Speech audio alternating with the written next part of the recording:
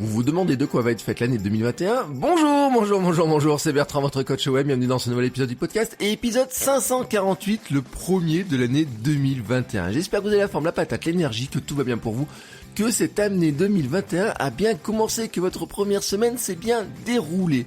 Normalement, au début d'année, c'est la tradition, les prédictions pour l'année, les vœux. Bon, je vous avoue que moi, je ne suis pas très doué, ni pour l'un, ni pour l'autre. Voilà, ni pour l'un, ni pour l'autre. Mais je me suis dit quand même, et si tu essayais d'avoir quelque chose un petit peu qui soit à la fois des prédictions et des vœux. Est-ce que tu arriverais à mélanger tout l'ensemble, Bertrand ? Est-ce que tu arriverais à faire quelque chose comme ça ? Bon, je vous avoue que c'est pas très facile pour moi. Je vais pas vous faire des prédictions sur les réseaux sociaux, sur ce qui va grimper, pas grimper.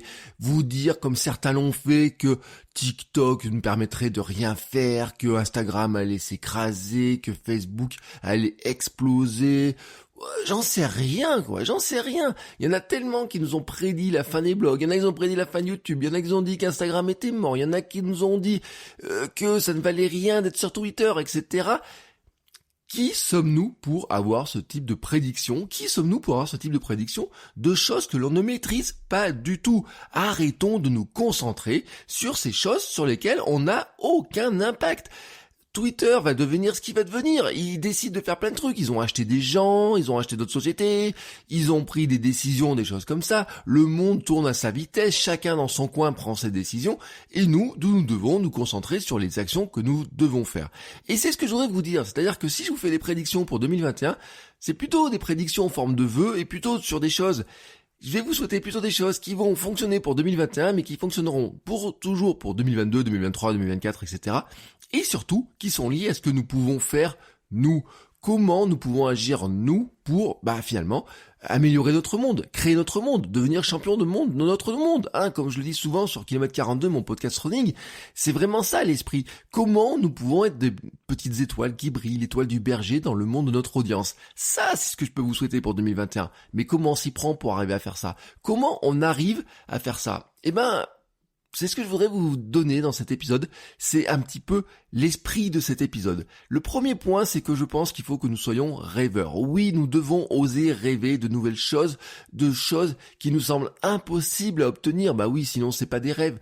Mais en fait, on est dans une cage, on est dans une roue, et cette roue, cette cage, c'est quoi ? Elle est constituée par nos pensées limitantes, auto-limitantes, parce que nous nous auto-sabotons, nous nous disons non, je n'y arriverai pas, non, je ne sais pas faire, non, je n'ai pas cette compétence-là. Et pourtant, tout ça, finalement, on peut le faire exploser. On peut le faire exploser par le travail, par l'entraînement, par le fait de créer petit à petit, par l'action minimum viable dont je vous ai souvent parlé. Et en fait, souvent, déjà, on ne s'autorise pas à rêver. Moi-même, quand je regarde un petit peu ce que je fais, je me dis tiens, je voudrais faire tant de chiffre d'affaires dans mon année, etc. Quand je commence à placer le curseur, j'ai une tendance à le placer toujours très bas au lieu d'essayer de viser plus haut. Et au bout d'un moment, quand on ne vise pas très haut, on n'arrive pas très haut. Quand on ne vise pas quelque chose qui nous semble important, grand, etc., ça nous stimule pas. Quand on a un défi qui nous fait pas briller les yeux comme ça, qui n'allume pas la petite flamme en nous, on n'a pas envie d'aller le chercher, on n'a pas envie de se bouger pour aller le chercher. S'il est trop facile, ça nous motive pas. S'il est inaccessible, il est un petit peu aussi compliqué. Et c'est pour ça que ce qu'on va faire, c'est qu'on va rêver, mais on va être concret en même temps. C'est-à-dire que c'est pas tout de rêver. Si on reste un rêveur, finalement on n'avance pas. On reste dans ses rêves, on s'échappe de sa réalité en rêvant. Et ça, c'est pas bon. Non, on doit être concret. C'est vraiment la deuxième chose que je vous dis, c'est que cette année, comme les autres années, on doit être dans le concret. Et pour passer des rêves au concret, qu'est-ce qu'il faut faire ? Il faut faire des plans, il faut planifier, il faut se dire comment je vais atteindre mon rêve, comment je m'en rapproche. Quelles sont les actions que je vais faire au quotidien pour m'en rapprocher ? Quelles sont les actions que je vais faire en janvier, en février, en mars ? J'ai perdu mes mois déjà, vous voyez ? Comment on va faire semaine après semaine, mois après mois, pour construire notre année, pour construire notre rêve, pour construire nos projets, pour s'en approcher, pour faire des petites actions qui vont nous permettre de nous rapprocher de ce qu'on veut faire. Mes 3 mots de l'année 2021, je les ai annoncés sur YouTube lundi, c'est tout simplement rêver, planifier, concrétiser. C'est ce que je viens de vous souhaiter exactement. Avoir un rêve, avoir des objectifs, planifier comment on va y arriver, comment on peut s'en approcher et concrétiser, le faire dans le quotidien, l'inscrire dans son quotidien, l'inscrire dans ses semaines. Travailler dessus, même pas longtemps. Moi par exemple en ce moment j'écris 10 minutes par jour, seulement 10 minutes par jour sur un nouveau livre. Oui, mais 10 minutes par jour sur un nouveau livre, si à chaque fois j'écris, on va dire, une demi-page ou une page, à la fin, ça fait un sacré pavé. Alors, c'est sûr que je vais pas écrire sur toute l'année, je me suis pas mis un objectif de dire, le 31 décembre, j'aurai fini d'écrire, j'aurai 360 pages, etc. Non, parce que si je fais comme ça, en plus, ça va être sûrement trop long, il y aura trop de trucs à regarder, etc. Non, mon objectif c'est de dire, je vais faire ça toute l'année, et puis au début ça va me permettre d'écrire un deuxième livre, et puis ensuite ça va me permettre d'écrire un autre livre ou un petit e-book, et puis ça va me permettre peut-être d'écrire plus de billets de blog ou de choses comme ça. Mais en tout cas, cette logique-là de dire, tous les jours, j'écris 10 minutes sur des projets qui sont plutôt des projets type livre, etc., me permet de construire quelque chose. Ça, c'est la concrétisation. Ça, c'est rentrer dans le concret. L'autre point, ce que je voudrais vous souhaiter aussi, ce que je voudrais nous souhaiter à tous, c'est d'être curieux. Oui, d'être curieux. Hier dans mes mails, si vous voulez le recevoir, je vous mets un lien dans les notes de l'épisode. D'ailleurs, dans mes mails, je disais que je m'étais planté sur un truc. J'ai sous-titré ce podcast Vivons de notre passion, poursuivons notre passion. Mon livre aussi, c'est comment transformer notre passion, comment vivre de notre passion, etc. Je me suis planté là-dessus. C'est ce que je disais, je me suis planté.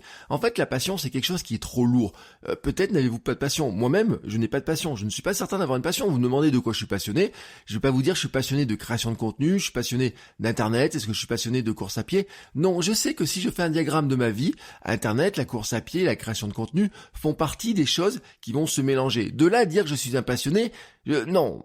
Disons plutôt que je suis un curieux de tout ça. Je suis curieux de voir jusqu'où on peut pousser les choses. Je suis curieux de voir ce que ça va m'apporter. Je suis curieux de voir ce que ça va vous apporter. La passion, ça vous détruit un petit peu tout. Bien sûr, certains, vous pouvez avoir une passion. Bien sûr, vous pouvez aimer un truc à un tel point que vous allez dépenser des centaines d'euros, des milliers d'euros dessus. Bien sûr, vous pouvez être un collectionneur, quelque chose qui est passionné dessus.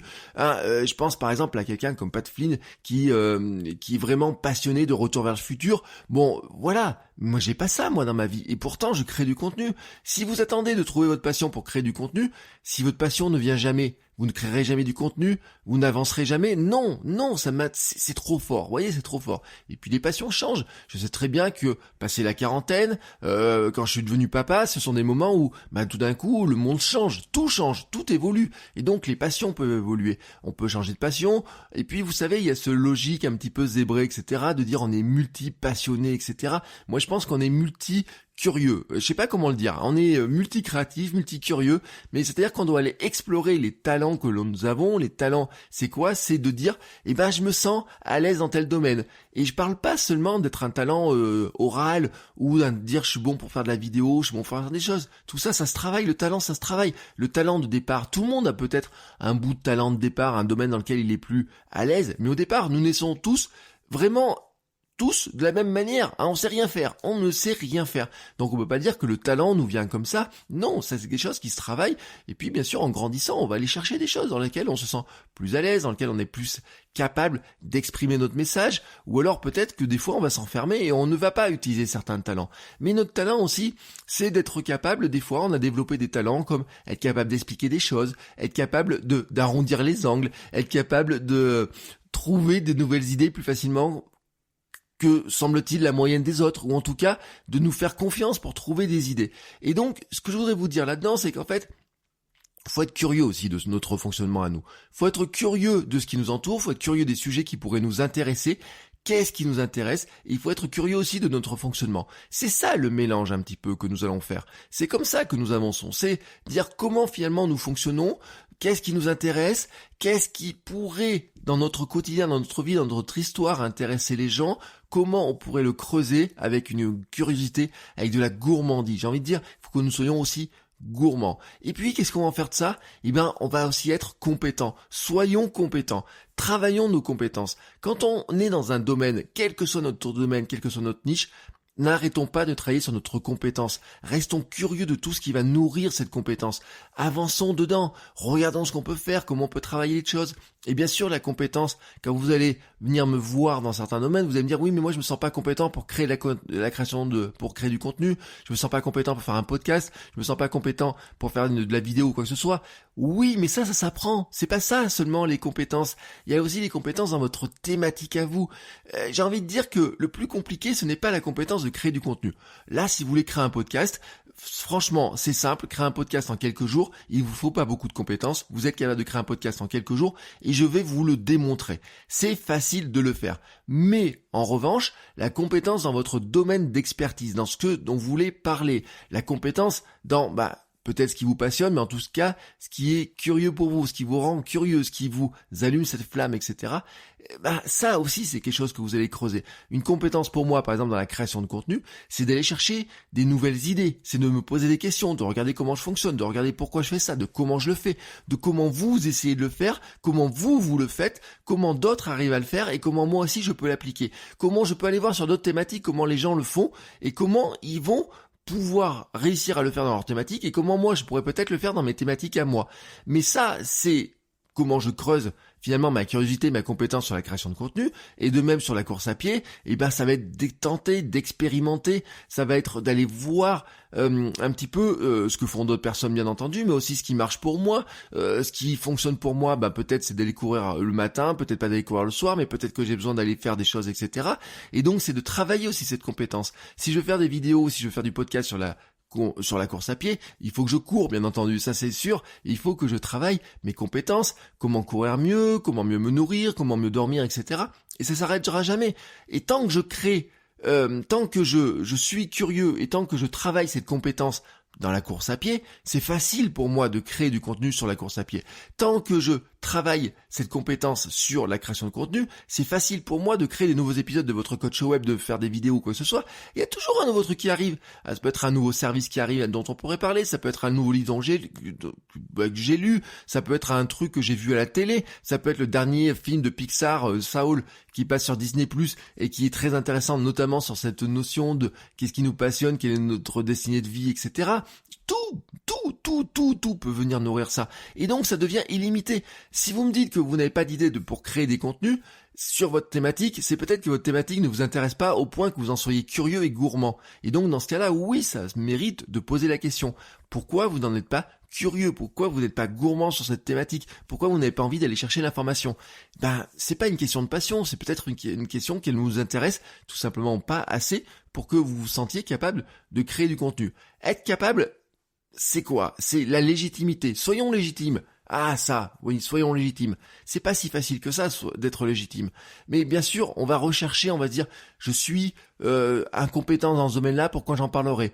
Le syndrome de l'imposteur dont nous avons tant parlé, que j'appelle moi plutôt syndrome du débutant. Oui, toute chose que vous débutez, vous êtes forcément incompétent au départ, vous êtes forcément un débutant. Il y a forcément des gens qui en font plus que vous dedans, il y a forcément des gens qui le connaissent, il y a forcément des gens qui sont très avancés dans le domaine, mais vous adressez pas à eux. Quand vous débutez dans un domaine, quand vous avez peu d'expérience dans un domaine, vous ne vous adressez pas à ces gens-là, vous n'allez pas donner des conseils aux gens qui sont des experts, vous allez vous nourrir de ces conseils d'experts. Mais la question que vous allez vous poser, c'est comment ces conseils d'experts m'intéressent moi pour créer du contenu sur ma thématique. Donc je reprends la course à pied, mais je pourrais prendre la photo. Prenons la photo, si je prends un expert de la photo, comment lui donne des conseils à son domaine, peut-être avec son niveau d'expertise, comment moi je peux les appliquer chez moi, comment je vais essayer de les appliquer. La différence entre j'aimerais bien faire ce qu'il fait et ce que je fais moi, ça s'appelle l'expérience, et cette expérience-là, je vais la traduire. Comment j'arrive à adapter ces conseils dans ce que je fais, dans mon quotidien, etc.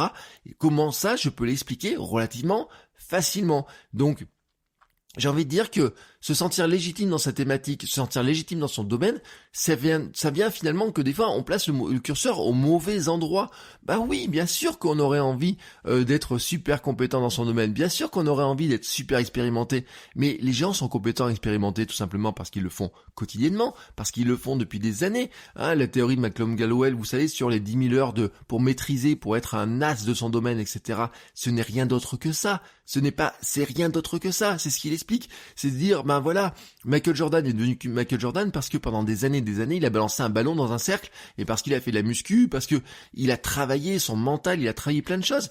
Et Michael Jordan, bien sûr, on dit oui, c'est une icône, mais il y en a d'autres. Regardez, si vous vous intéressez au basket, on parlait pendant les vacances avec ma sœur de Rudy Gobert, qui est le joueur de basket français qui a signé un contrat mais de centaines de millions de dollars, mais c'est juste gigantesque. Et quand vous lisez les articles, il a appliqué la méthode Michael Jordan. La méthode Michael Jordan, c'est quoi? Il s'est pas contenté de rentrer sur un terrain de basket et d'enfiler 3 paniers.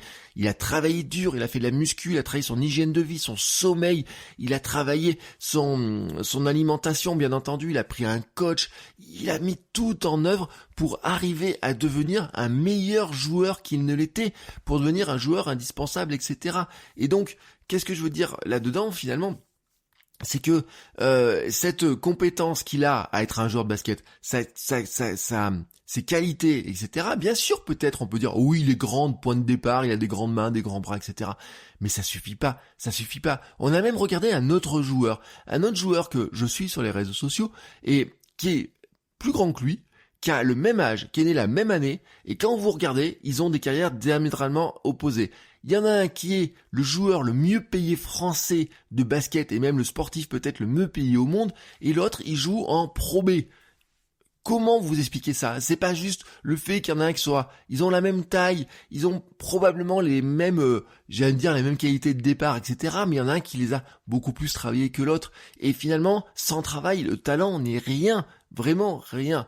Et donc, ce que je voulais vous dire là-dedans, c'est que tout ce qui est syndrome de l'imposteur, syndrome du débutant, syndrome de je ne sais pas quoi raconter, syndrome de je me sens pas capable de le faire, syndrome de je ne maîtrise pas les outils, syndrome de je n'ai pas les outils qu'il me faut aussi, tiens j'aurais dû rajouter celui-ci aussi, de dire on fait avec ce qu'on a maintenant, là, ici, maintenant.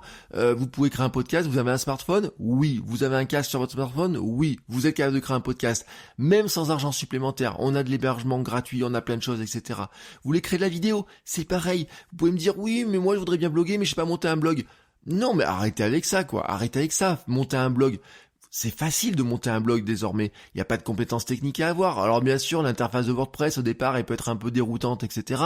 Mais tout est déroutant au départ. Moi, je disais souvent à ma belle-mère, je disais, vous me dites toujours que votre téléphone, vous n'arrivez pas à vous en servir, qu'il y a trop de fonctionnalités dedans et tout. Et puis il y a des boutons sur votre four. Il faut appuyer 3 fois sur un bouton pour démarrer un programme. Vous le connaissez par cœur, mais au début, vous savez pas que votre four il fonctionnait comme ça. Vous me mettez face à votre four. Moi, je sais pas utiliser votre four, qu'il faut appuyer 3 fois sur ce bouton-là pour arriver à avoir ce petit truc-là qui va faire ça, etc. Non. Et pourtant, moi je considère qu'un four est souvent beaucoup plus compliqué d'ailleurs qu'un téléphone portable, qu'un smartphone. Un smartphone, il y a des icônes, il y a des petits textes dessus, il y a des bulles, il y a de LED, etc. Votre four, vous avez 3 boutons dessus, un truc qui tourne, etc. Et vous avez, je sais pas combien, vous avez des programmes dans tous les sens, etc. Moi je trouve souvent que les appareils ménagers qui nous paraissent les plus simples sont en fait plus compliqués à utiliser, tout simplement parce que ils ont réduit des trucs avec des simples pressions derrière. Alors qu'un téléphone, il vous explique quasiment tout ce qu'il faut faire. Et si vous savez pas, vous lui demandez, comment je fais ça. Moi souvent, m'arrive de pas savoir faire un truc, je demande à Google, ou je demande à Siri, ou je demande à je sais pas, tiens, comment je fais ça, et il m'explique. Bon, voilà. Bon. Ça veut dire que tout peut être appris.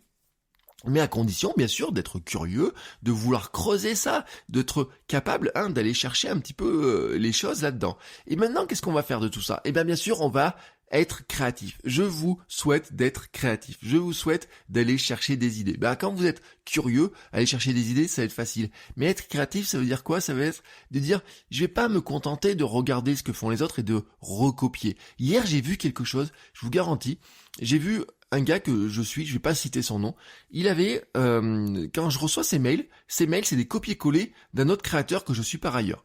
Et quand je regarde aussi, il a envoyé des documents, quand je regarde les documents, ce sont des copier-coller de documents que fait quelqu'un d'autre aussi dans sa thématique à lui, il les a recopiés, il a juste changé la couleur. Et donc quand je vois ça, je me dis, mais en fait finalement, il ne fait que recopier des choses qu'il prend à droite à gauche, et il les remixe. Est-ce que c'est vraiment de la créativité? J'en suis pas certain. Alors bien sûr, vous pouvez pouvoir me dire, et là je reprends ce que disait Austin Kleon, etc. Tout est inventé, on peut copier, mais on ne copie pas seulement pour copier, c'est-à-dire que si vous recopiez et que vous faites un copier-coller, ça s'appelle du plagiat. Non, vous pouvez vous inspirer de ce que font les autres, de regarder ce que font les autres, de comment vous allez l'adapter, de comment vous allez en faire quelque chose qui soit vraiment à vous. C'est là qu'intervient la créativité. Il y a des gens qui me disent, je ne suis pas créatif, mais la créativité, c'est un muscle. La créativité, elle s'épaissit quand vous l'utilisez. C'est comme les muscles. Si un muscle, vous ne l'utilisez pas, il va flétrir, il va devenir tout mou, il va devenir flasque, il ne sert à rien. La créativité, c'est pareil. Pendant des années, on nous bride sur notre créativité. On nous empêche d'utiliser notre créativité parce que la créativité, quand on est gamin, c'est souvent ce qui empêche le professeur d'avoir la paix dans sa classe. C'est souvent ce qui empêche les parents de faire tranquillement un truc qu'ils avaient prévu parce que le gamin, il est créatif en permanence. Il a toujours des nouvelles idées. Il a toujours des trucs, il invente un truc, il dit ça, c'est ça, si je mets ça et ça et ça. Je me rappelle des jeux, des trucs que je pouvais inventer avec des Lego, des mécanos, des choses comme ça. Si vous vous rappelez de votre enfance, rappelez-vous des jeux, rappelez-vous des cabanes que vous avez pu monter, rappelez-vous des circuits de billes que vous avez pu faire peut-être. Moi, je me rappelle de comment on utilisait un bout de planche, un peu de sable, etc. pour faire des tremplins en vélo. Je me rappelle des tournois qu'on était capable d'inventer dans tous les sens, etc. Vous avez été créatif à un moment donné. Pourquoi vous l'avez perdu? Tout simplement parce que vous l'exercez pas. Parce que peut-être dans votre métier, dans votre boulot du quotidien, peut-être votre créativité, elle vous sert à rien. Moi, quand j'étais créatif, j'arrivais une idée dans le bureau de mon chef. Il me disait non, ça m'intéresse pas. C'était pas son idée. Le but du jeu, pour que ça passe, il fallait lui mettre dans la tête que c'était son idée à lui. Vous savez, cette technique de conviction. Mais au bout d'un moment, moi, ça me gonfle, de dire que mon chef, il pense qu'il a eu toutes les idées alors que c'est moi qui lui souffle dans le dos. Si vous êtes comme ça, évadez-vous, cherchez à vous évader, cherchez à rêver de comment vous allez vous évader. Je sais que ce n'est pas simple, je sais que ce n'est pas facile, mais rien que cette évasion, en elle-même, déjà, c'est un super sujet de contenu. Comment je m'évade de mon parcours, de ma vie, de ce qui semble être tracé, et comment je m'évade pour aller vers ailleurs. Ça, c'est quelque chose qui, en plus, va m'amener au point suivant, qui est assez dans lequel finalement on a du mal à se dire qu'on peut l'être, c'est d'être inspirant. Inspiré et inspirant. Soyons inspirés et inspirants. Et en fait, il y a des gens qui me disent oui, mais il y a plein de gens qui m'inspirent. Oh, lui, ce qu'il fait, c'est inspirant et tout, mais moi, je pourrais jamais le faire, etc. Combien j'en ai en coaching qui m'ont dit ça? Combien j'en ai qui m'envoient des messages privés qui me disent ça? Combien j'en ai qui me racontent ce genre de choses? Et pourtant, quand vous regardez dans tout ce que vous faites, du moment que vous commencez à prendre la parole, vous allez inspirer quelqu'un pour faire la même chose. Quoi que vous fassiez, que vous preniez une guitare, que vous appreniez à jouer de la guitare et que vous commenciez à jouer un morceau de guitare et que vous montriez que vous savez jouer de la guitare, à ce moment-là, quelqu'un qui veut apprendre à jouer de la guitare, qui sait pas jouer de la guitare, qui se retrouve dans votre situation A de départ, je ne sais pas jouer de la guitare, je prends une guitare, va se rêver dans votre situation B et donc vous allez l'inspirer. Vous montrez comment vous faites des nouveaux gâteaux alors que vous savez pas faire des gâteaux, vous montrez le résultat, vous inspirez quelqu'un. Regardez pendant le confinement le nombre de personnes qui sont mis à faire du pain. Peut-être vous êtes mis à faire du pain. Regardez le nombre de personnes qui sont mis à faire du pain. Et quand vous regardez quelqu'un faire du pain, vous dites « Ouah, il est beau son pain. Et si je faisais mon pain ?» Et là, j'ai une petite pensée pour Thibaut, par exemple, qui fait des magnifiques pains, etc. Je me dis « Mais comment il fait son pain? Moi aussi, je voudrais faire des beaux pains comme ça. » il est inspirant. Bah oui, il est inspirant à sa manière. Mais je voulais raconter ces histoires des mugs. Vous savez... je vois quelqu'un qui achète un mug qui en parle dans son streetcast, etc. J'achète le mug, etc. Il était inspirant. Bah oui, il a eu un mug qui finalement lui rend un grand service, etc. Ça m'inspire. L'inspiration, c'est pas juste des gens qui vont aller traverser le monde, qui vont se bercer dans un truc d'eau froide ou quoi que ce soit, qui vont courir des courses incroyables ou quoi que ce soit, ou je sais pas quoi. L'inspiration, c'est dans le quotidien. Qu'est-ce qu'une personne fait dans son quotidien qui améliore son quotidien à elle, qu'elle raconte et qui pourrait améliorer mon quotidien à moi? Ça, c'est de l'inspiration. Ça m'inspire. Et donc, c'est facile, j'ai envie de dire. Ça, c'est facile. Oui, à condition que vous cochiez les cases précédentes. Si vous êtes curieux de ce que vous faites, si vous planifiez, si vous avancez dans vos projets, si vous grimpez en compétences, bien sûr, à un moment donné, vous allez aussi chercher de nouvelles idées. Vous allez chercher des nouvelles choses à faire. Et il y en a plein de choses à faire. Il y en a plein de choses que vous allez faire et que vous allez pouvoir expliquer. Et vous allez me dire, oui, mais ça, j'ai trouvé sur Internet. Ça, je l'ai vu à tel endroit. Ça, j'ai lu dans un bouquin. C'est déjà tout expliqué partout. Mais il y a plein de gens qui ne le trouvent pas. Il y a plein de gens qui ne vont pas savoir même que ça existe, ce truc-là. La première incompétence, c'est pas de ne pas savoir faire quelque chose, c'est de ne pas savoir que quelque chose existe. C'est la plus grande des incompétences, finalement. On ne sait pas ce qui n'existe. On ne connaît pas ce que nous ne connaissons pas. Ça, je sais pas comment le dire autrement. Vous savez, c'est la phrase. Il y a ce que l'on sait, il y a ce qu'on sait qu'on ne maîtrise pas, et il y a ce qu'on ne sait pas qu'on ne maîtrise pas, parce qu'on ne sait même pas que ça existe. Et donc, par rapport à votre audience, par rapport à ce que vous allez raconter, par rapport à ce que vous allez créer, il y a plein de gens qui vont vous suivre qui ne savent pas qu'il y a des choses qui existent. Et donc, du simple fait que vous sachiez que ça existe, que vous avez testé, etc., et que vous leur racontiez ça, et ben d'un coup, vous devenez inspirant pour eux. Et donc, ce que je veux dire là-dedans, c'est que vous seriez bien inspiré d'aller chercher, de regarder dans ce que vous faites, dans votre pratique, dans votre technique, dans vos quotidiens, ce qui vous passionne peut-être, mais en tout cas dans ce qui vous intéresse, toutes les petites choses qui pourraient vous inspirer à droite à gauche, tout ce que vous pourriez améliorer, comment vous pourriez faire ça avec votre curiosité, comment vous pourriez augmenter votre compétence, et à partir du moment où vous le racontez, qu'est-ce qui va se passer? Vous allez devenir inspirant. Voilà, la logique, elle est relativement simple, ça communique, ce sont des vases communicants. Et puis ensuite, qu'est-ce qu'on pourrait souhaiter? D'être cohérent et congruent. Ça, je vous en ai parlé de nombreuses fois. Cohérence et congruence. Ça se résume dans une phrase qui est relativement simple à se mémoriser, c'est en fait faire ce que je dis et dire ce que je fais. Vous le mettez dans un sens. Je dis que je fais ça et je fais ce que je dis. Et en plus, je le documente au passage. Parce que bien sûr, on peut regarder, on peut me dire Instagram, c'est l'ego, les gens racontent des trucs mais c'est pas vrai, etc. Oui, il y en a qui le font. Oui, il y en a plein qui le font. C'est vrai, il y en a plein qui le font.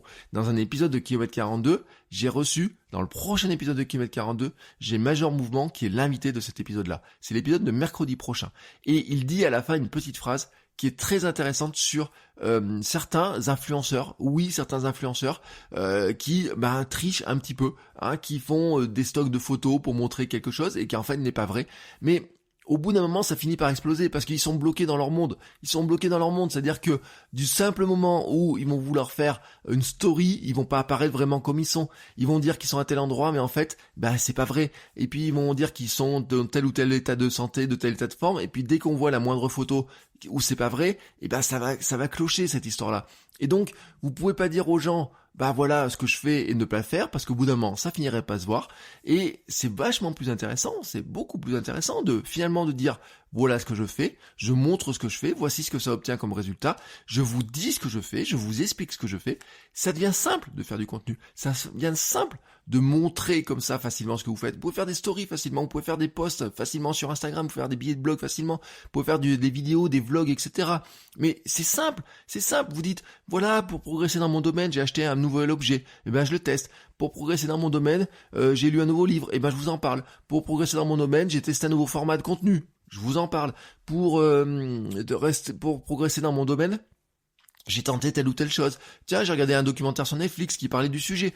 Oui, si je voulais vous faire un truc sur le minimalisme, je pourrais vous dire, tiens, j'ai regardé le nouveau documentaire minimaliste fait par Matt Davella sur Netflix, etc. Voici ce que j'en retiens, voici ce que je pourrais appliquer chez moi. Voici, il y a des trucs que j'ai vus, qui m'interrogent, etc. Vous voyez ce que je veux dire? Et donc ça devient facile de documenter. Je dis, voilà, j'ai vu ça, je vous explique, j'en retire ça, et voici maintenant ce que j'ai appliqué, et est-ce que ça marche pour moi ou ça marche pas? Je vous ai fait des vidéos, je vous ai fait des épisodes sur Marie Kondo. Bon, Marie Kondo, la papesse japonaise du rangement, etc., papesse mondiale du rangement, etc.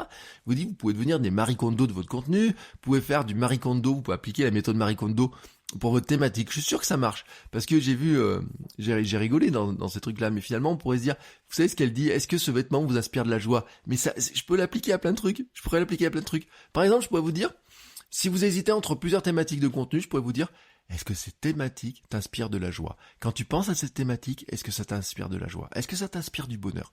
Et vous pouvez rigoler de dire ça. Mais l'autre jour, je l'ai dit dans un coaching collectif. Pourquoi j'ai arrêté 2 podcasts sur 4 en 2021? Pourquoi j'ai fait ça? Tout simplement, c'est pas parce que la thématique m'intéresse pas, c'est juste que parler seulement de cette thématique, par exemple, d'avoir un podcast que sur le podcast, au bout d'un moment, je trouvais que ça faisait tourner en rond cette histoire-là. Je préfère faire une formation sur le podcast pour vous expliquer comment créer un podcast de A à Z et vous le suivez à votre rythme, plutôt que de vous distiller des épisodes au fur et à mesure, et en plus, au bout d'un moment, d'avoir l'impression de tourner en rond, de me dire, finalement, j'ai envie de parler aussi de vidéos, j'ai envie de parler de blogging, j'ai envie de parler d'Instagram, etc. Et ça, je le fais déjà sur votre coach web.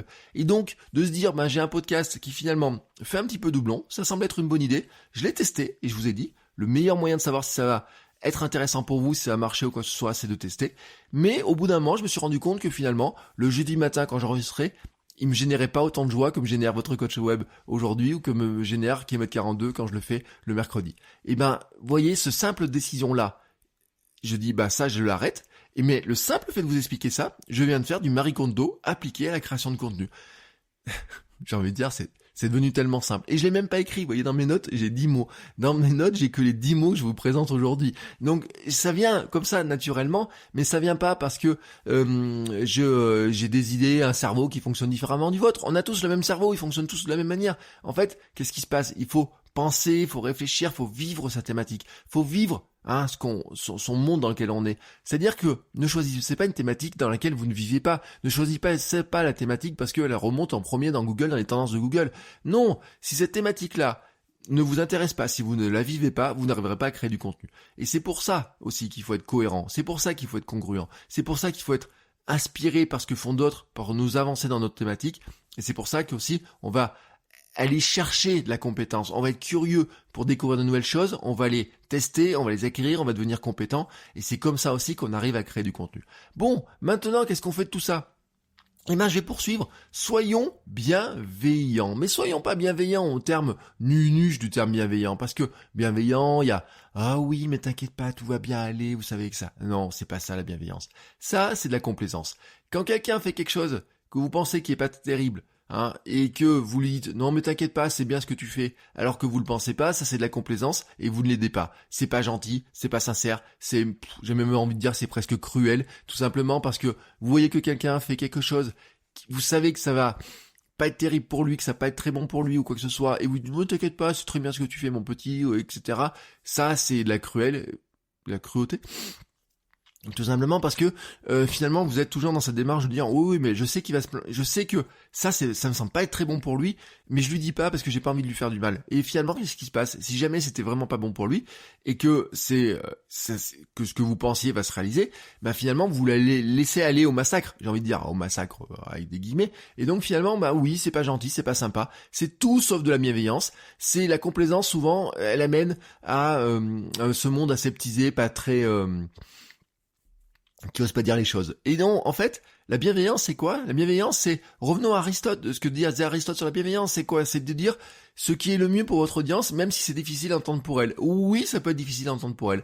Oui, ça peut ne pas faire rêver, ça peut ne pas faire rêver. Moi, quand je vous dis, il va falloir travailler dur pour créer du contenu, etc., parce que, il y a un moment donné, vous ne pouvez pas créer du contenu juste si vous imitez 5 minutes un jour, comme ça, sans rien faire. Ça peut vous paraître pas très bienveillant, et pourtant c'est la plus grande des bienveillances. De vous dire oui, si vous voulez courir un marathon, vous allez devoir courir tous les jours tous les jours. On va dire 3-4 fois par semaine, vous allez devoir faire au minimum 50-60 km dans la semaine pour arriver à courir votre marathon, etc.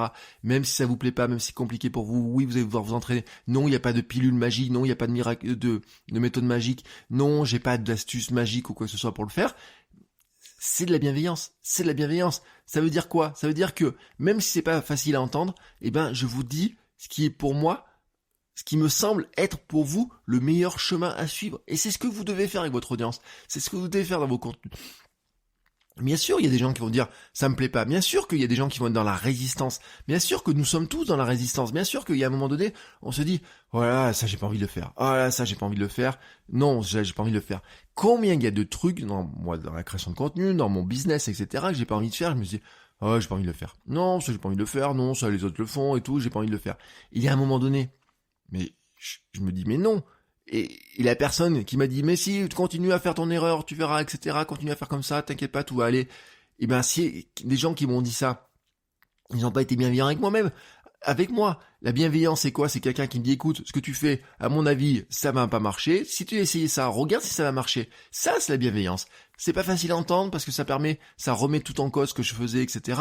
Mais au moins ça me permet d'avancer. Et ça m'amène au point suivant, c'est soyons engagés. Engagé, c'est dire quoi? Ça veut dire que on fait pas les choses à moitié, on s'engage dans les choses. On dit, je crée un podcast, et je m'engage à créer le podcast, à donner le rendez-vous, à donner un rendez-vous régulier aux gens, à leur expliquer régulièrement des choses pour les faire avancer. L'engagement, c'est oser dire les choses. C'est la suite de la bienveillance. C'est vraiment de dire, voilà, je pense que le mieux pour progresser dans votre domaine, c'est de faire ça. Je pense que le mieux pour faire telle ou telle chose, c'est de faire de telle ou telle manière. C'est un engagement. Même si vous allez à l'inverse de ce que disaient les autres. Je vous ai parlé de Marie Kondo. Vous pouvez très bien dire que Marie Kondo, vous détestez Marie Kondo, que tout ce qu'elle raconte c'est inutile, etc., que le minimalisme aussi c'est de la foutaise ou quoi que ce soit. Vous pouvez le dire. Vous pouvez le dire. Si vous avez quelque chose qui vous semble mieux, si vous avez quelque chose qui vous semble plus adapté hein, le mieux, c'est toujours le mieux pour quelqu'un, c'est toujours relatif. Il y en a pour qui le minimalisme c'est fait. Mais si le minimalisme n'est pas fait pour vous et que vous trouvez que vous êtes beaucoup mieux dans votre bordel et que vous avez une méthode qui se base sur avoir une maison pleine de bordel, c'est l'anti-minimalisme. Allez-y, il y a des gens qui vont adorer ça, il y a des gens qui vont se reconnaître là-dedans. Moi-même, je vais vous dire, et je vous garantis, il y a des trucs, je me dis, tiens, je pourrais être minimaliste, etc. Mais mon bureau, il y a des moments où il est un petit peu en bordel, il a besoin d'être en bordel pour que tout d'un coup, il y ait des choses qui se créent. Sur mon bureau, j'ai des petits jeux, j'ai des petites choses comme ça. Je vous l'avais déjà montré, hein, si vous avez la vidéo, la version vidéo. J'ai sur mon bureau, j'ai un petit bonhomme, un petit peu illustré, etc. Je peux bouger dans tous les sens, etc. Bon, et ben, ce petit bonhomme-là, si un minimaliste regarde mon bureau, il va dire, mais qu'est-ce qu'il fout là, ton truc là? C'est un jouet, ça sert à rien, etc.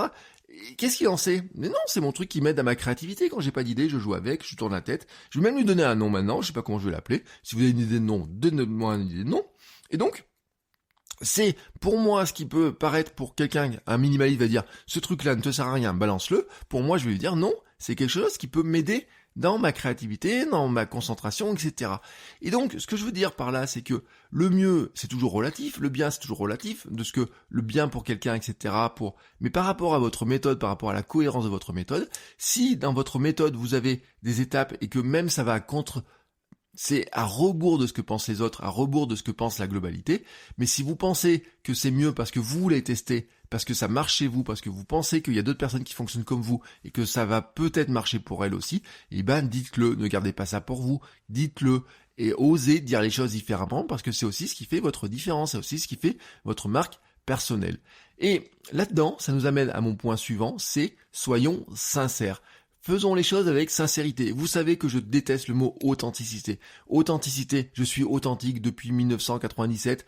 Pouh, c'est quoi cette histoire? Bon, maintenant, authentique depuis 1997, on est à plus de 20 ans, on peut commencer à dire qu'on est authentique, mais en fait, l'authenticité, elle ne se décrète pas. L'authenticité, je vous l'ai toujours dit, c'est la véritable sincérité. La sincérité, c'est de dire sincèrement les choses, et sincèrement, c'est de dire... C'est quoi? Dire la sincérité, c'est dire sincèrement les choses. Bien sûr que c'est ça. Mais c'est de dire, il y a un moment donné, je pense quelque chose, je le pense vraiment, voilà, je le teste, je regarde, et voilà. Et je pense que ça peut marcher, et puis je le teste, et puis peut-être quelques temps après, vous allez vous rendre compte que ça marche pas, et vous allez pouvoir le dire aussi. Dire, voilà, je voulais tester telle ou telle chose, j'ai testé pendant quelques temps, je me rends compte que ça ne marche pas. Par exemple, je pourrais très bien vous dire, voilà, il y a quelques temps, je vous ai dit, il faut filmer vos podcasts, il faut faire de la vidéo pour mettre sur YouTube, et puis peut-être que dans quelques mois, je vais me dire, finalement, ça n'apporte pas un plus important, et je vais vous dire, sincèrement, voilà, écoutez, je vous ai proposé ça, je vous ai dit ça, je pensais que ça marchait, j'ai testé pendant quelques temps, au bout de quelques temps, je me rends compte que finalement, ça marche peut-être pas, que peut-être c'était pas un si bon conseil que ça, peut-être qu'il fallait le faire différemment, etc. Je vous le dis sincèrement, je me suis planté, c'était une erreur, j'aurais dû le faire autrement, etc. Ça, déjà, c'est la bienveillance envers vous-même, envers votre audience, c'est sincère, c'est l'engagement aussi, et vraiment, c'est tout ce que je peux vous souhaiter. C'est ça l'authenticité, c'est vraiment aller là-dedans, la sincérité, etc. C'est ça, c'est aller là-dedans, c'est de dire, voilà, ça, je pense que ce truc-là est bon pour moi. Je vous le dis très clairement, comme je le pense, comme je le vis, comme je vais le vivre, comme je vais le tester, etc. Et puis, on en reparlera dans quelques temps pour voir si ça marche ou pas, comment c'est, est-ce que c'était bénéfique, pas bénéfique. Si ça a marché, je vous le dis, si ça m'a marché, je vous le dis aussi. Si je me suis planté, je vous le dis, je l'accepte, etc. C'est ça, vraiment, la démarche qu'il faut avoir. Et puis, j'ai un dernier point, c'est soyons juste nous. Soyons juste nous. N'essayons pas d'être le voisin, n'essayons pas d'être comme la personne à côté. Parce qu'en fait, on souffre dans ce monde du syndrome de la comparaison. La comparaison, elle est terrible. On se compare à notre voisin. Il a été fait des études, quand on regarde un peu sur minimalisme, il y a des études qui ont été faites qui montrent que quelqu'un qui est riche, du moment qu'il se compare à un plus riche que lui, il est malheureux. Alors que s'il se comparait à tous les pauvres à côté, il devrait être heureux. Vous savez, il y a plein de gens qui vous disent ce truc-là, mais qui vous disent, vous vous rendez pas compte, quand vous vivez en France, vous faites partie du 1% le plus riche de la planète. Oui, peut-être, mais quand vous avez des bas revenus, vous avez beau habiter dans le pays, le 1% le plus riche de la planète ou quoi que ce soit, si vous êtes dans le bas des revenus, que vous n'arrivez pas à vous payer tout ce que vous voulez, etc., et que votre voisin le fait, vous êtes dans la comparaison de votre voisin direct. Et ça, il y a un truc qui est encore plus fort avec ça, ce sont les réseaux sociaux. Instagram, Twitter, Facebook, les blogs et tout ça, nous amènent des gens qui sont dans des sphères avec lesquels on va venir à se comparer, alors qu'avant on se comparait pas avec eux. Avant, la comparaison, c'était avec son voisin. Et dans son quartier, tout le monde vivait à peu près de la même manière. Bon, certes, il y en avait un qui avait un vélo qui était un peu plus beau que le nôtre, un peu plus neuf, etc. Quand j'étais gamin, il y en avait un qui avait des baskets. Moi, par exemple, au foot, moi j'avais une telle marque et puis l'autre il avait une autre marque, etc. Peut-être que les siennes brillaient un peu plus. Il y a toujours ces trucs-là. Mais ça reste à la marge, je veux dire que ça reste une différence qui est petite. Et puis tout d'un coup, sur les réseaux sociaux, notamment sur Instagram, il y a un truc qui vous explose à la gueule, c'est qu'il y a des gens qui disent « Oui, alors pendant que vous caillez tranquillement en France, etc., allez dans votre... hop, moi je suis tranquillement à Bali sur une plage, regardez quand je fais du contenu, etc., et en plus, je bois des pina coladas. » Bon, si vous comparez tout d'un coup avec ces gens-là, il y a un moment donné, bien sûr, que ça va vous démolir le moral, et vous allez dire « Ah, je balance tout, j'arrête, etc. » Ce qui va ne faire que eux, ça leur change rien, et vous, ça vous renforce dans votre truc, dans votre fameuse roue, dans vos barreaux, etc. Et en fait, vous ne pouvez pas non plus essayer de faire exactement ce qu'ils font, parce que s'ils font ce qu'ils font comme ils le font, c'est parce qu'ils sont là où ils sont et qu'ils ont vécu ce qu'ils ont vécu. Vous avez votre expérience, vous avez votre cerveau, vous avez votre cœur, vous avez vos compétences, vous avez votre parcours, vous avez votre rêve, vous savez où vous voulez aller, vous savez comment vous voulez le faire. Vous savez qu'il y a des étapes, vous savez peut-être pas exactement toutes les étapes que vous allez faire, vous savez pas si ça va marcher. Bien sûr, personne ne sait si ça marche. Mais en fait, vous êtes juste vous avez juste à vivre les choses comme vous voulez les vivre. C'est pas parce que quelqu'un fait un podcast à côté, dans un autre pays même, et qu'il le fait de telle ou telle manière, que vous pouvez vous en inspirer.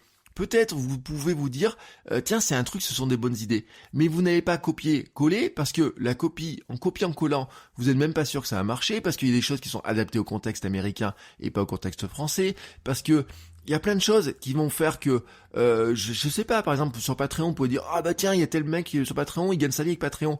Et bien, tiens, je me lance sur Patreon. Oui, on peut dire, ça va nous inspirer. Mais on peut pas copier exactement ses méthodes, parce que si lui, ça fait 10 ans qu'il crée du contenu et que vous débutez, ça sert à rien de copier-coller ce qu'il fait, parce que lui, il peut le faire tout simplement parce que il a son audience, parce qu'il a son parcours, parce qu'il a son expérience, parce qu'il a tout ça. Et donc vous devez trouver votre propre parcours qui vous correspond à vous. Et je vous ai donné, vraiment, dans tout ça, exactement comment moi je le vois. Et c'est valable pour moi. Quand je vous dis vous, c'est valable pour moi. Donc c'est plutôt un nous. Vous avez remarqué que j'ai souvent dit nous dans cet épisode. J'ai souvent dit soyons engagés, soyons sincères, soyons juste nous. Parce que moi aussi j'ai pu tomber dans ce travers-là. Moi aussi quand je regarde quelqu'un, je me dis oh là là, j'aimerais bien faire comme ça, j'aimerais bien faire comme ça et tout. De se dire tiens, si j'allais picorer ce truc-là, etc. Ou alors se comparer avec d'autres personnes.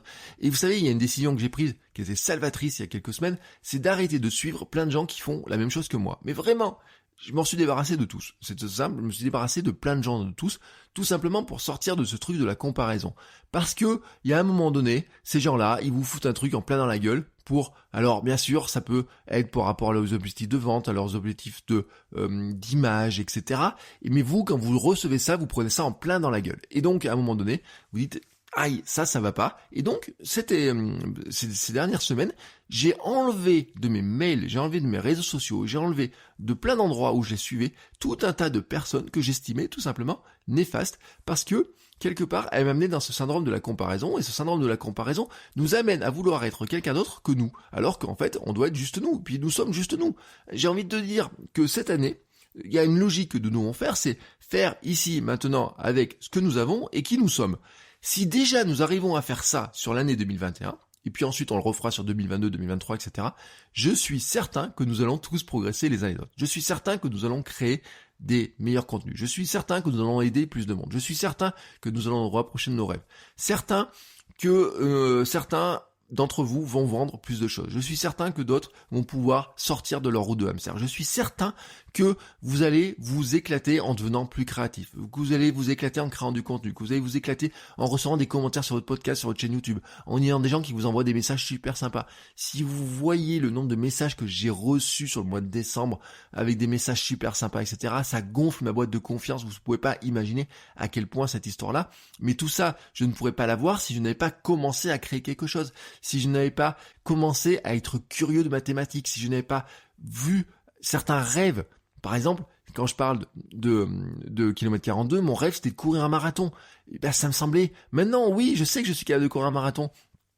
Mais à une époque, c'était un rêve ça me semblait totalement irréalisable. Quand j'avais du mal à courir 5 km, me dire que je vais courir un marathon me semblait tout simplement irréalisable. Donc j'ai osé rêver, et puis je suis rentré dans le concret, et puis je suis devenu curieux de ce que je pouvais faire, et j'ai gagné en compétences, et puis un peu de créativité pour parler de tout ça, et me suis inspiré de certains qui avaient des parcours, et puis peut-être je suis devenu inspirant pour d'autres qui voudraient faire la même chose, et puis bien sûr, j'ai dit, voilà, je me suis planté, j'ai fait ça, etc. Ça a marché, ça n'a pas marché, et puis voici ce que je pense qui est le mieux pour arriver à progresser, voici ce que je vous déconseille pour progresser avec une grande bienveillance. Et je me suis engagé aussi avec des idées, j'ai dit il y a des trucs, par exemple, tel ou tel type d'entraînement, pour moi je pense que c'est pas adapté à nous. J'ai dit aussi par exemple que si le meilleur moyen de courir c'est de marcher. Bon voilà, c'est un engagement aussi, mais je le dis avec sincérité, parce que c'est ce que je fais, c'est ce que je pratique vraiment aussi moi, et c'est de cette manière-là que je le fais, c'est de cette manière-là que je le suis, et c'est de cette manière-là que je veux que les gens aussi me suivent, me connaissent, et je ne vais pas tricher, je vais pas dire aux gens voilà, il faudrait faire ça, ça et ça, si moi-même je ne le fais pas, et si je dis que je fais un truc, je le fais vraiment, mais vraiment, le truc je le fais vraiment. Quand je dis je vais... je sais pas, j'ai en train de chercher un exemple sur, par exemple, sur la course à pied. Quand je dis que je vais courir tôt le matin, je le fais vraiment. C'est pas juste une blague, je fais pas 3 photos un jour le matin et je recycle pendant toute l'année. Quand vous regardez mes statistiques de course, le moment auquel j'ai le plus couru dans l'année, c'est entre 6h et 7h du matin. Et encore, si je pouvais courir plus tôt des fois, je le ferais volontiers, mais vraiment volontiers. Mais c'est l'heure à laquelle j'ai le plus couru. Je ne vous dis pas que je suis matinal pour vous dire que je suis matinal et parce que je pense que le Miracle Morning est une mode qui est géniale, etc. Et en même temps...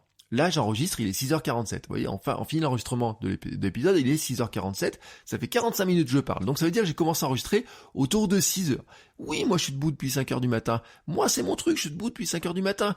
Et donc, quand je vous le dis comme ça, je vous mens pas dans cette histoire-là. Je pourrais vous montrer mon téléphone ou quoi que ce soit. Je vous raconte pas des conneries. Je vous le dis, je le fais, je le vis, donc je vous raconte exactement, je vous montre exactement, je vous raconte, je vous explique exactement comme je le fais, parce que je le fais juste comme je suis moi. Et donc maintenant, je voudrais terminer cet épisode par une petite phrase, vous savez, dans mes lectures, etc., j'ai trouvé une petite phrase, et vraiment, elle va terminer désormais tous mes épisodes de podcast. J'ai décidé que tous mes épisodes de podcast, et peut-être même mes vidéos, vont être conclu par cette même petite phrase. Ça va être une nouvelle signature. Cette phrase n'est pas de moi, mais elle représente mon dernier vœu. Arrêtons de surconsommer de l'information et du contenu. Vraiment, c'est le point de départ de cette phrase-là. C'est que ce que je souhaite, ce que je nous souhaite tous, c'est de remplacer une dose de consommation de contenu par une dose de production de contenu. C'est-à-dire que moi, dans mes objectifs, il y a un truc que j'ai mis, c'est regarder moi Instagram en tant que consommateur pour, à la place, lire, écrire, créer du contenu, créer des vidéos, passer du temps sur le montage, des choses comme ça, mais arrêter de passer des heures à scroller le flux Instagram pour passer dans un mode en étant plus créatif. C'est une habitude que l'on doit prendre, c'est une habitude qui peut être compliquée parce que Instagram, comme les autres, ce sont des trucs, c'est des piscines à débordement, vous savez, ça, il y a toujours quelque chose qui arrive, toujours quelque chose. Sur YouTube, vous branchez sur YouTube, ça ne s'arrêtera jamais, ça ne peut pas s'arrêter. Il y a trop de contenu, de toute façon. Même si à un moment donné, il ne savait pas quoi vous trouver comme contenu pour continuer à regarder, il y aura à un moment là, un contenu qui viendrait s'ajouter, et il trouverait toujours un autre moyen de vous faire des espèces de liens, etc. pour toujours trouver du contenu. Alors, plus il y a de contenu, plus ça devient facile pour eux, donc ne soyons pas dupes, ça ne s'arrêtera jamais. Si vous commencez à défiler le flux Instagram, vous pouvez le défiler pendant des heures, des jours et des années, il y aura toujours quelque chose qui va se rajouter dedans parce que c'est leur mode de fonctionnement et c'est comme ça aussi que c'est ça leur business. Donc, il y a un moment donné, il faut accepter de remplacer ce mode de consommation par de la production et en fait se rappeler vraiment que Internet est à nous du moment que nous prenons la parole. Que vous vouliez faire un podcast, que vous vouliez faire du YouTube, du blog, de l'Instagram, du TikTok, quoi que ce soit, l'espace est immense pour nous tous. Et je vous dis pas que ça sera facile, mais je suis convaincu que notre bonheur à tous passe par cette place que nous prenons dans le monde, que nous prenons par le monde, en exprimant notre message, notre créativité. Bien sûr, ce n'est pas facile, mais c'est en créant du contenu, en développant notre marque personnelle, en racontant notre histoire et en servant notre audience que l'on développe aussi la confiance en nous, que l'on développe une meilleure estime de nous, que l'on se gonfle un petit peu, j'ai envie de dire, c'est de dire, mais en confiance en disant, waouh, ça je suis capable de faire, ça j'ai eu des idées pour le faire, ça je me sens maintenant plus compétent pour le faire. De simple fait d'expliquer des choses aux gens, on arrive à mieux comprendre certaines choses et on se dit, waouh, ça j'ai mieux compris ça. Et rien que ça, vous voyez, dans la création de contenu, je vous parle pas de stats, je vous parle pas d'ego, je vous parle pas d'avoir des milliers de fans ou quoi que ce soit. Je vous parle juste de ce truc de créer quelque chose dont vous soyez fiers parce que vous l'avez fait avec sincérité, parce que vous pensez qu'il va aider quelqu'un et que vous l'avez fait donc avec la bienveillance pour vraiment aider quelqu'un. Vous voyez, juste ça, ça vous aide. Si vous mettez de ça dans votre année 2021, elle sera réussie. Vraiment, je vous le garantis, elle sera réussie. Et donc, c'est ce qui m'amène à ma phrase, c'est que cette phrase, elle est issue du poème de Rumi. Je vais à présent fermer ma bouche en espérant que vous ouvrirez la vôtre. À la semaine prochaine.